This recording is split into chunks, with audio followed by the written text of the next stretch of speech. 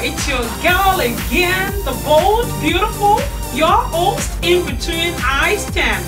How are you doing? Are you taking one step at a time? Remember that a journey of 10,000 miles will only start with just one step. So get up, do something.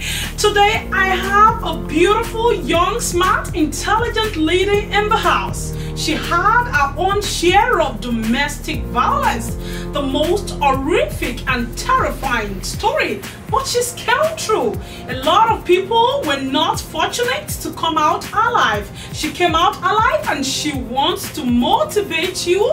She wants to share her own part of the story. I have the beautiful Tara in the building, your guest, my guest. Come on in, Tara. Hi. Nice to see you, Tara. You look so beautiful. Thank you. I'm so happy to have you here today. Have you said? How are you doing today? I'm very good. How are you? I'm very well. Good to see you. Good to see you. Tell us about yourself, Tara. Okay. I'm 28 years old. I'm a mom of two. I have a 9-year-old son and a 3-year-old son. Beautiful. I work with. Sorry. That's okay. Take your time. I know. Don't worry. Just keep moving. All right. Yeah. So no, I work with a low nonprofit organization. And what I do is I supervise visits between apprehended children and their families. We are a big organization. We also do. We also work with like shelters for the homes and stuff like that. We work with moms that have been in domestic violence situations. We work with moms and dads that are struggling with addiction and are in the process of trying to have their children returned to their care. So I've been doing that for now 3 years, getting close to 3 years. Yeah. Beautiful. Tara, you have the most horrific and terrifying story of domestic violence. How did it start? Where did you meet this guy? So it was late 2013, early 2014. I met him. I met him actually over a dating site, and we ended up meeting. Things were great at first. He did live out of town, so I had to travel to see him and meet him. Things were really good at first. Yeah, it was kind of just, I wouldn't say love at first sight, but I was definitely happy to have met him. Right off the hop, it was a couple days. I went to stay the weekend with him, and a couple days there, I just had this feeling come over me that it wasn't gonna work, and I tried to leave, and my car got stuck in a snowbank. Oh no! So yeah, I couldn't leave that day. We ended up having to go to the city and get a tow rope and tow me out and everything. So I ended up staying another day, which ended up causing us to just, make things work and become together and grow our relationship. Okay, so it developed into love. You loved him. He was showing you love and everything. Yeah, it all happened very fast. I met him, and I remember that he lived with his sister and his brother-in-law out in that small town, and I wanted to go home. I had to go home. I had work and I had stuff to go home to, so I was telling him I had to go, and I think he got into a fight with his brother-in-law that day, and he decided to come. So he came to the city with me, and I felt a little bit like, well, where are you gonna go? Like, I have my own stuff dealing with here.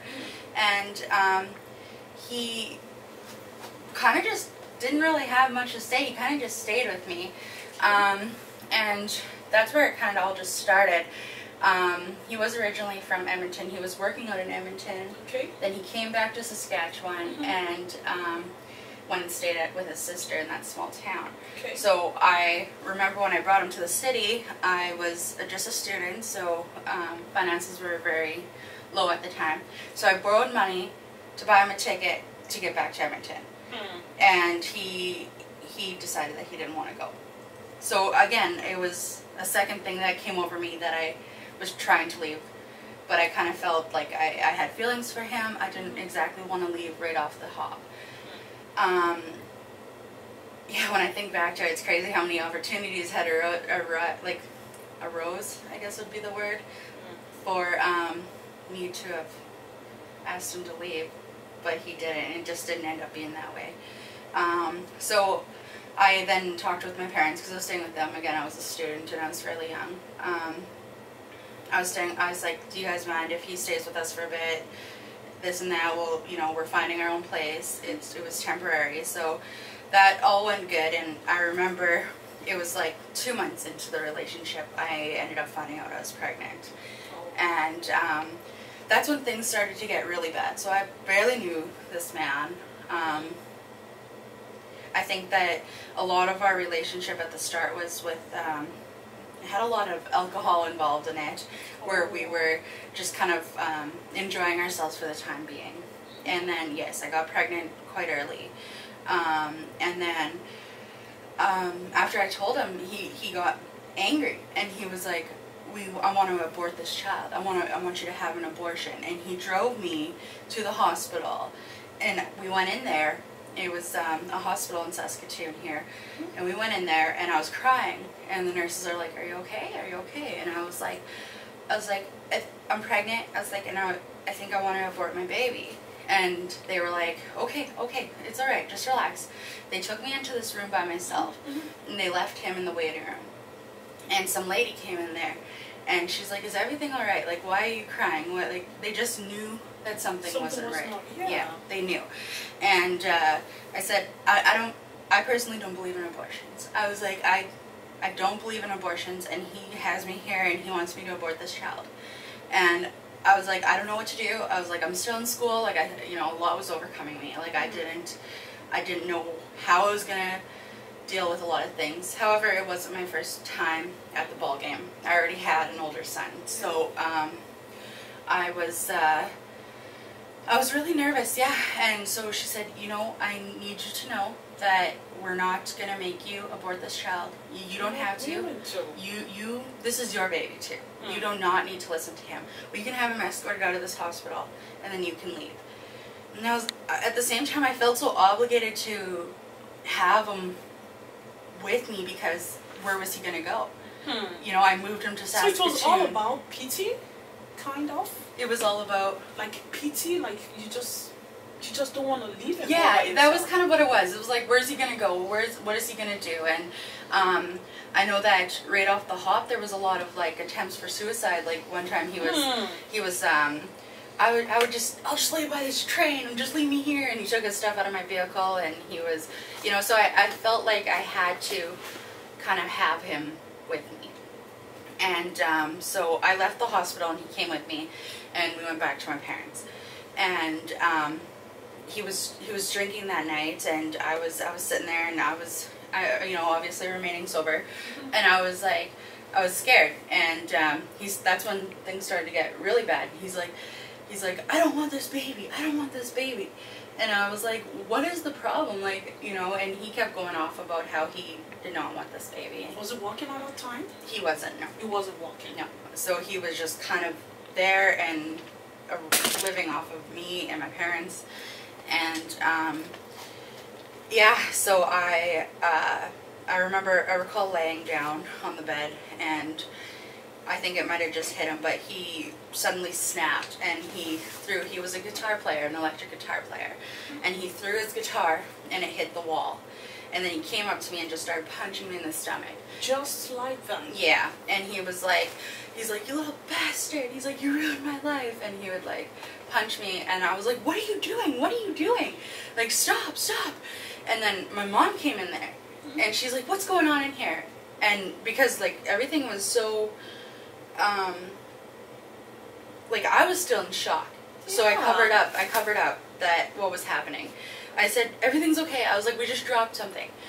And moms always know, right? But mom left, and he started freaking out more, and he grabbed a belt that you wear around your waist, and he hung it up, and he tried to hang himself in the... Really? Yeah, and I was like, can you just stop? Can you just stop? Like, and and I was crying, and I was still really confused about everything. I didn't know how to handle the situation very much, So I ended up calming him down. Things moved on. Things calmed down for a little bit. We ended up, a few months had passed. I did get a message from a previous girlfriend of his during these months that were kind of calm, and she had stated to me that he was contacting her, and you know, he was wanting to see her, and that one night he did go see her and stuff like that. And I was really confused. Like I approached him about it, and he's like, "Oh, it's just a crazy ex that wants me," you know, and of course I kind of believed it. Yeah. So and I did, and I believed exactly that it was that, and I left it alone. I mean, I left the suspicion there. I kept oftenly bringing it up. Again, because I was pregnant, I was hormonal. I was not happy. Did you try to help him out with his anger issues? Did you try to help him out, maybe introduce him to a counselor? It wasn't until later. It wasn't until way later that I stopped accepting it and making excuses for it. I know that it took me some time to actually realize that it was abuse in that sense. I was almost blinded by it, and now that I look back at it, it sounds like it's all so clear. But yeah, during the time, I would say I was more so blinded by... So he had a horrible background too. He was abused when he was little. Do you know anything about his background? I didn't know much about his background. I know that he grew up with a stepdad who I believe was a trucker of some sort, so he was gone a lot. Okay. I don't know very much. I know that he referred to himself as the black sheep of the family. So I guess you know, a bad relationship with his mom. I met her once, and I have her grandson to this day, so I've never ever did meet her. I could walk past her tomorrow or today, and I would not know who she is. Yeah. And at this time, you had an older son with you? Yes. Yes. And he experienced one of these things? Yes, he did. He didn't see it until further on into the relationship, and that was when we finally got our place and we moved in, and we were okay, and things were fine. And just when he started drinking, that's when things got really bad. Yeah. And it wasn't until after I had baby that my other son had witnessed a lot more of it, or towards the end of the pregnancy. Yeah. You had mentioned something about half of your face being paralyzed as a result of this domestic violence? Yes. What led to that? Okay, so what it's called is I was 37 weeks pregnant, okay. So I was pretty close to being due, and I came over with a condition called Bell's palsy. Okay. It's a damage to the seventh nerve system in your face.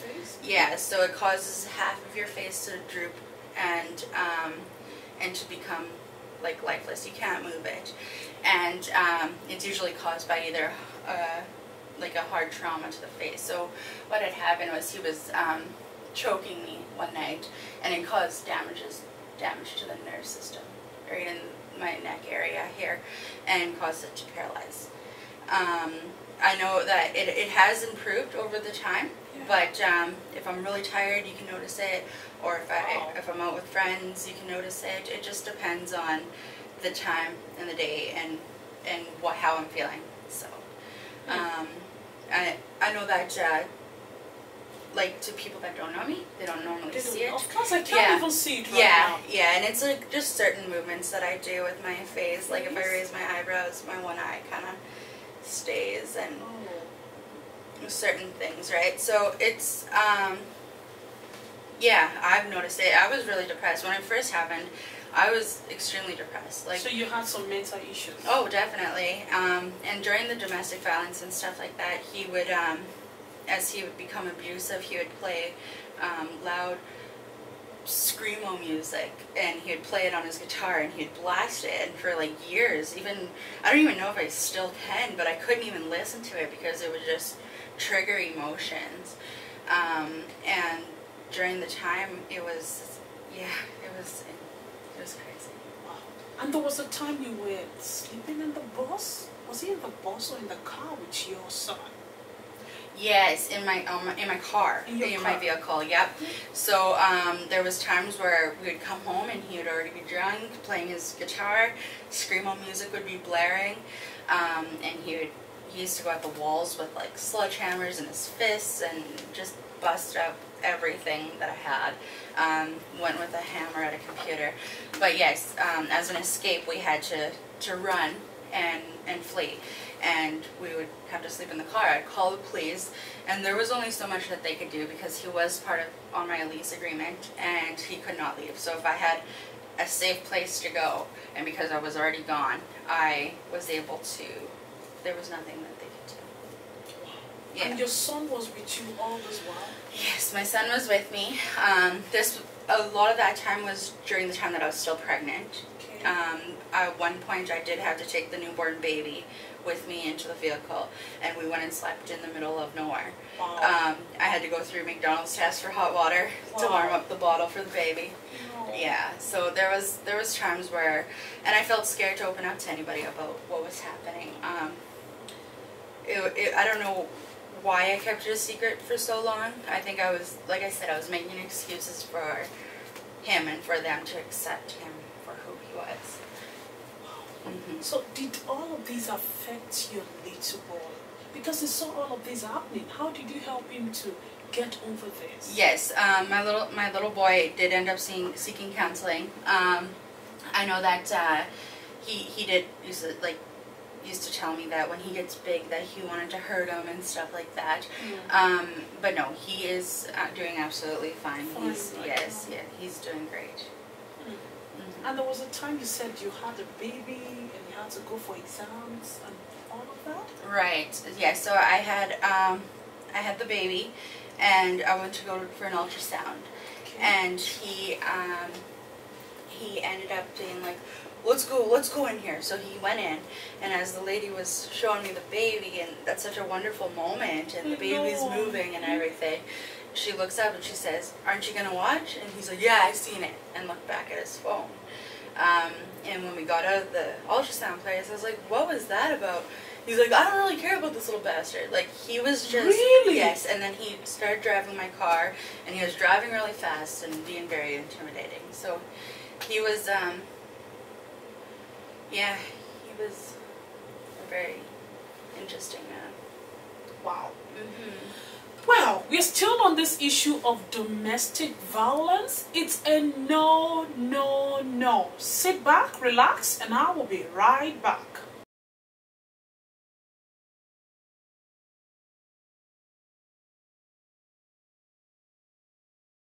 I welcome you back to the IBIS show. We still have the beautiful, smart lady in the house. Tara, how you doing? You feeling comfortable so far? You okay? Yeah, I'm okay. Controlling your emotions and the bad experience? Yes. That's good. Tara, there was a time you said you went for an exams. Can you remember? For school and stuff? For school. Yes. So I had finished, or I was on my practicum is what it was. Okay. So Friday was my last day on my practicum. I had baby Saturday, and I went back to school in classes on Monday. Okay, you had a baby on Saturday and you went back to school Monday. Monday to write your exams. The exams weren't until later on. I would just finish the practicum, I went back to school.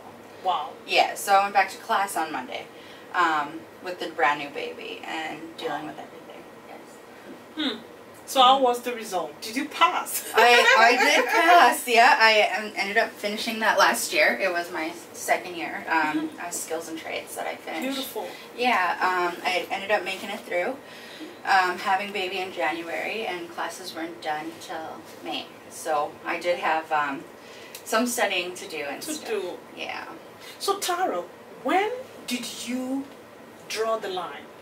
When did you give it enough is enough, I can't deal with this? When did you do that? It was shortly after baby was born. It was probably about 3 months that I finally said enough is enough, and I went to my sister-in-law's house, and I was covered in blood, and I had torn clothes. In blood? Yes. What did he do to you? Well, I was wearing this dress that day, and I had bent down to pick something up, and he had ripped it off me. And I remember enough was enough, and it was just a complete reaction. I turned around, and I just hit him. I hit him as hard as I could, and both of his nostrils started bleeding. And he cornered me. He put me into a corner, and he was spitting all this blood in my face. And I was crying, and I thought I screwed up. Like, I felt this feeling of, oh, like I screwed up. And when I was cornered, he was spitting all this blood in my face, and I was like, just stop, just go away, just go away. And I started to puke. And that was why I left, and I ran away, and I was just done. I was done with it all, and I went and told my sister-in-law. She called the police, and that's when things started to end at that point. Did he look for you? Did he make an attempt to know where you were? After, he didn't exactly leave just at that moment. That was just the start of the end. He wouldn't leave because at the time I was the primary income holder, and he just kept throwing around the fact that he was on the lease of the apartment and that he didn't have to go. So, unfortunately, the company that I was living with told me that because I was the primary lease income holder on the lease agreement, that I couldn't leave the lease agreement. Wow. Which I later found out that if one tenant is putting another tenant in danger, you can actually leave. Yes, you can actually leave. So I did go in there, and I did get mad. I got very upset with them. Yeah, so he ended up sticking around a few months after that, and yeah. Where is this guy in question? Last I heard, it was around Thanksgiving last year, I heard that he was in a car accident, and I'm not exactly sure details as to what had happened, but I know that he was in the hospital for quite some time, and was doing a type of physio, or like couldn't walk. He had broken bones in his back, or I don't know. I don't know too much detail as to what had happened. Wow. But I did hear that he was paralyzed and that he was having to seek physio to learn to walk again. Are you still dealing with any of the mental issue that he caused right now, or you just? Oh, definitely, definitely. I know that when he used to fight, like become abusive like this, he would apologize in suicide attempts. So I'm sorry, I should just do this, I should just kill myself. I recall like guitar strings and stuff. So a lot of it, like I said, screamo music triggers those. In my new relationship, I feel that I have to kind of hover over his shoulder as to what is he doing, who is he talking to, because that man did end up cheating on me, and there was a lot of not only domestic violence but unfaithfulness and everything. So yeah, I find myself hovering, and if my spouse wants to have a drink, I feel scared. I literally. So you have a relationship right now? I do. How is it going? It's going great. Beautiful? Yes, yes. So happy to hear that. Yeah, he's So a great man. Beautiful. Yeah. And your boys are doing okay? My boys are doing absolutely fine. Beautiful. My youngest son hasn't ever met his dad. He left when he was about 6 months old. And as far as he's concerned, the man I'm with now is his dad. Beautiful. Tara, I would love you to advise so many people that are dealing with similar issues right now, and they can't just get over that. Because you went through it and you became a very better person for yourself and for your children, and you're doing real good. You're doing well right now. Yeah. What advice do you have for those people out there? It would be to stick up for yourself. Know that that's not the end. No matter how much they convince you that you'll never find better, or that you will never do better, or intimidate you to stay in that relationship or anything, there's always a better way out. And focus on your career, for yourself, focus for you and your children, and don't worry about what they're doing. I think that's important, because I wouldn't be where I was today had I not stayed focused. You are a very strong woman. I've been using that word for you. A very, very strong woman. You went through all of that, and here you are, a better person, a beautiful person. Oh, thank you. Can I give you a big hug? Yes, definitely. I'm so happy you made it. You came out alive, and you're a better person. Yes. Wow. You can have your seat. Wow. Wow, that's all about domestic violence. Domestic violence, it's a no, no, no. You need to run for your dear life. Run, run, run. Domestic violence, it's a no, no, no. She has encouraged you, she has motivated you to get up and do something. Put those evil, those dirty stories, those ugly stories behind you and do something. We've come to the end of this episode of In Between I Stand. Remember to like, remember to share, remember to comment, and remember to subscribe. It's your girl, anytime, any day, In Between I Stand. On Facebook, it's one word, In Between I Stand. On Instagram, it is one word, In Between I Stand. And if you have anything that you would love to share with people, if you want to motivate people with your story, you can send me an email, inbetweenistand@gmail.com. And guess what? I will get you right here on my show. Bye for now. Remember that I love you and I will always love you. And I stand in between all my topics and I stand straight tall. Bye for now, people. Bye for now.